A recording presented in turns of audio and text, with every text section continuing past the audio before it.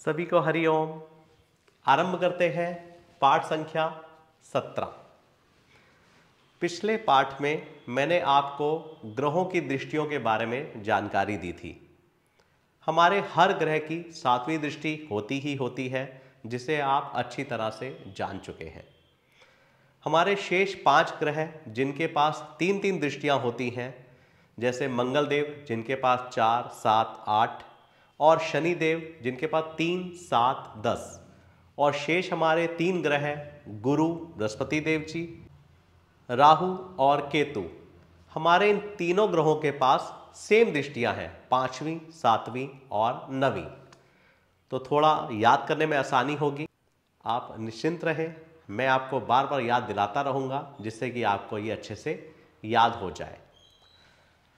अब जो हमने दृष्टियों को समझ लिया है, तो हमें थोड़ा सा डिग्रियों को समझना भी जरूरी है। आप जानते हैं कि हमारा 360 डिग्री का एक भचक्र होता है, ये मैं आपको पहले बता भी चुका हूं। और हमारे कुल 12 भाव होते हैं। अगर मैं 12 से 360 को डिवाइड कर देता हूं, तो हमारा एक घर का मान 30 डिग्री हमें ज्ञात हो जाएगा। ये मैंने आपको पहले भी बताया हुआ है। अब हमारी कुल 5 प्रकार की अवस्थाएं बताई गई हैं। एक है हमारी बाल्यावस्था, फिर किशोरावस्था, फिर हमारी युवावस्था, वृद्धावस्था और मृत अवस्था।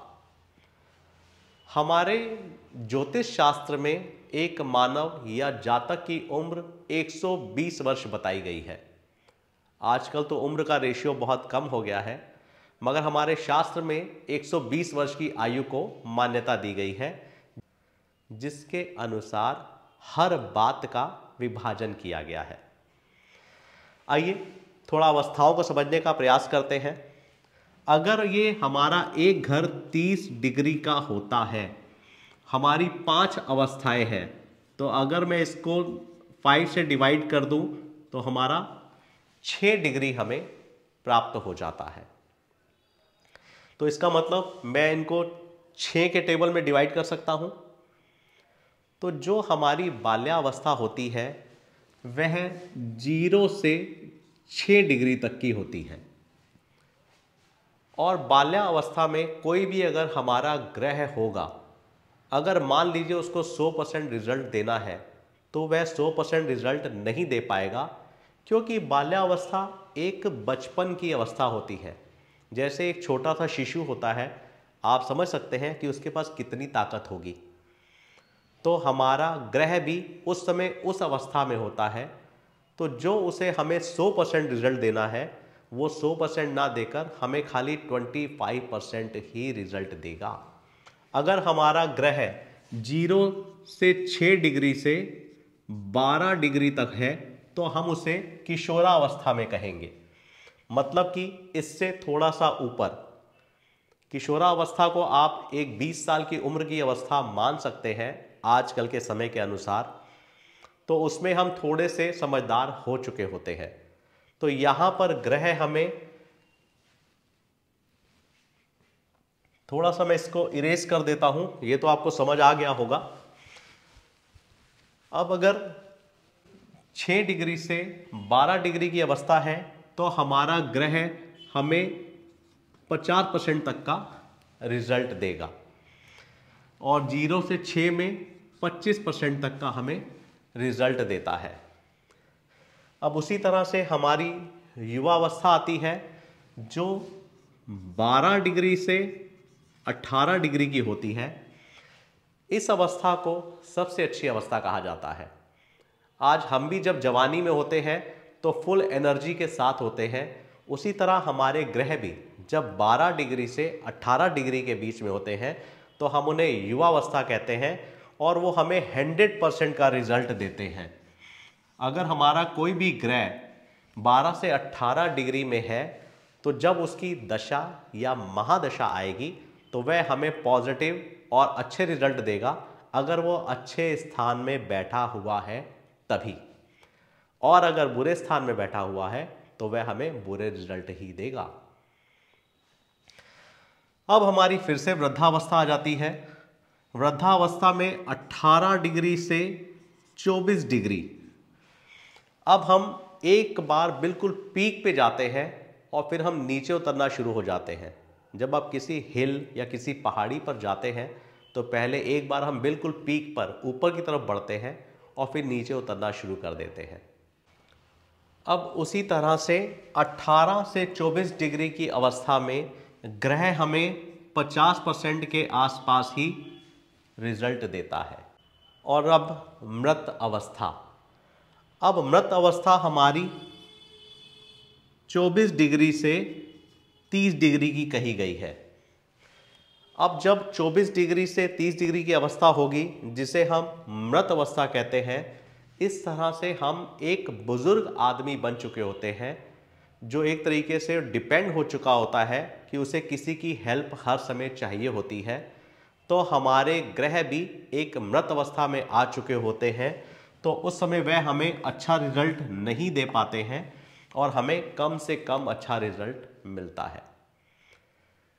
तो अब जब हम लोग कहीं पर भी कुंडली बनाएंगे और उसमें ग्रहों को प्लेस करेंगे, तो हमें यह भी ध्यान देना है कि ये कितने डिग्री या कितने अंश पर विराजमान है। वो बाल्यावस्था में है, वो किशोरावस्था में है, वो युवावस्था में है, वो वृद्धावस्था में है, या फिर मृत अवस्था में है। तो इस तरह से हम थोड़ा थोड़ा डिग्रियों की जानकारी की तरफ भी बढ़ना शुरू हो रहे हैं।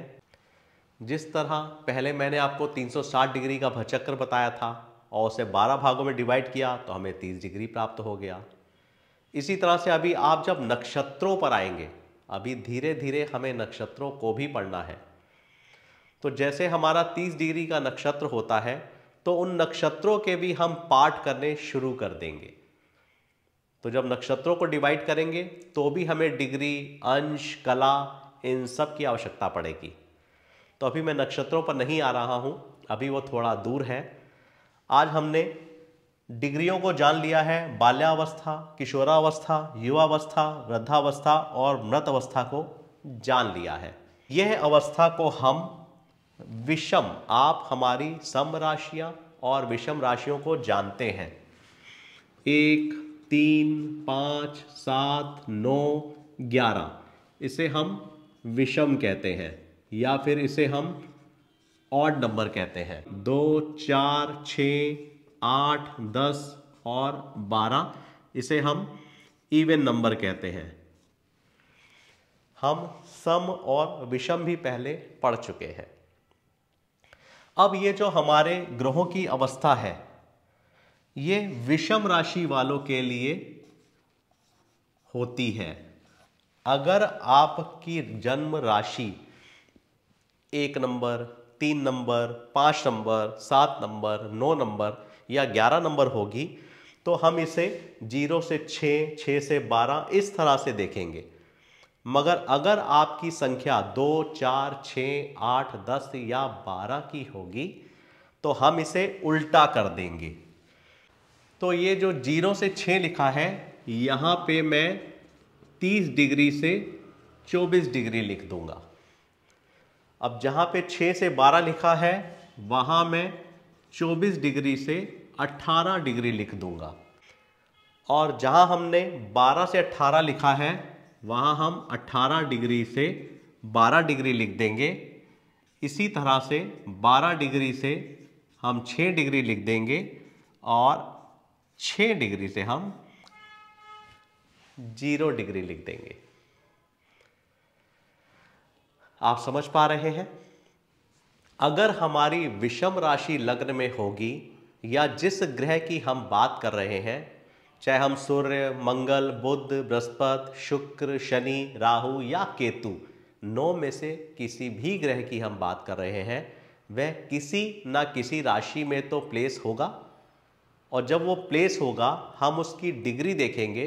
अगर वो विषम राशि में है तो हम उसे 0 से 6, 6 से 12, 12 से 18, 18 से 24 और 24 से 30 डिग्री के रूप में देखेंगे। अगर वो इवन नंबर में है, सम में है, तो हम उसको उल्टा, उसका विपरीत कर देंगे। तो इस तरह से इन अवस्थाओं को देखा जाता है। अभी आगे चल के हम वर्गों की भी बात करने वाले हैं। तो जो हमारा पहला देशकान होगा वह 0 से 10 डिग्री का होगा। जो हमारा दूसरा देशकान होगा वह 11 डिग्री से 20 डिग्री का होगा।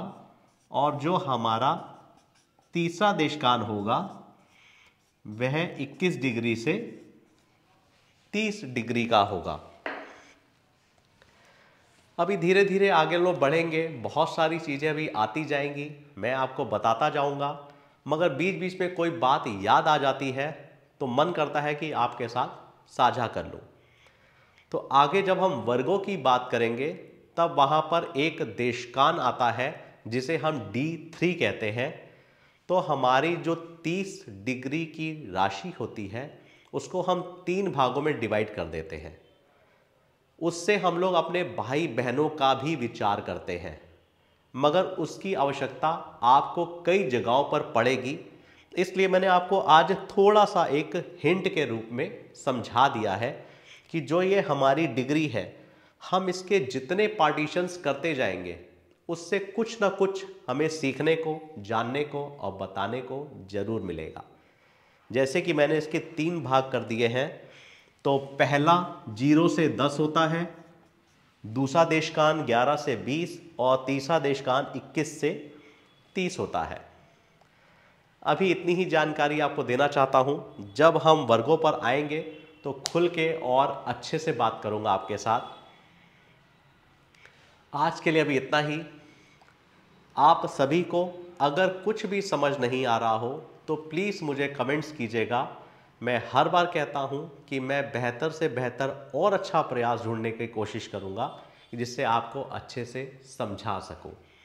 बाकी आप लोगों का बहुत प्यार मिल रहा है, उस प्यार को देने के लिए आप सभी का बहुत बहुत धन्यवाद। सभी को हरि ओम।